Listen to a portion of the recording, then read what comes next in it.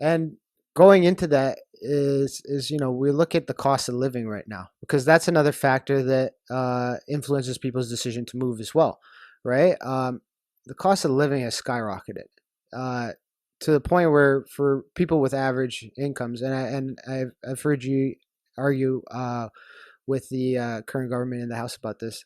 You need $200,000 jobs just to be able to afford a house, right? My Costco, like I go to Costco, my Costco bill has doubled for the same shit. It's the same shit. I'm not buying anything different. I buy baby crap and adult crap, and it's doubled.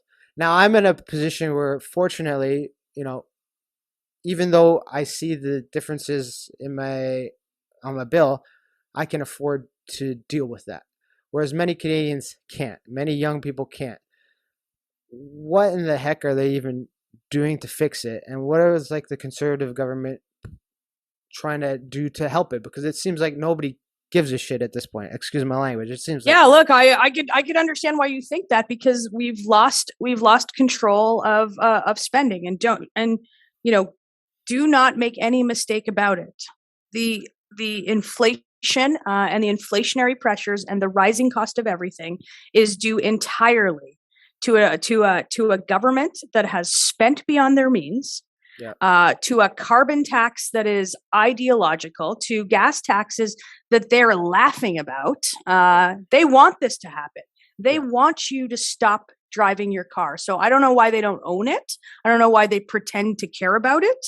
This is exactly what the plan is. They want you out of your car, so they want to make gas too expensive.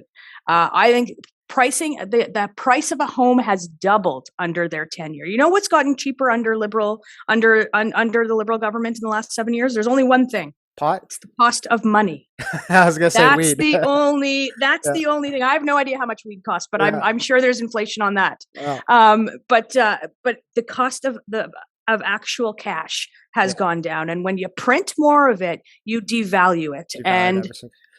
and that's at the core of it. That's the problem. So the next conservative government might be a very unpopular one, because Yeah. there's lots of things that we need to do to get this country back under control, and to really have an effect on your grocery bill, on your gas bill, and on the fact that 2 and 4 over there at home are going to Yeah. need a house one day. Well, what you said is completely different than what they're saying, because like Jagmeet went on the news yesterday and was saying inflation was caused particularly by corporate greed. And I'm like, well, that doesn't make sense, right? I understand corporate greed is a part of everything, but I'm a capitalist. I understand the supply and demand. I understand supply chains. I understand the cost. If gas is going to keep going, if the price of oil is going to keep going up, it costs more to ship things and bring stuff in.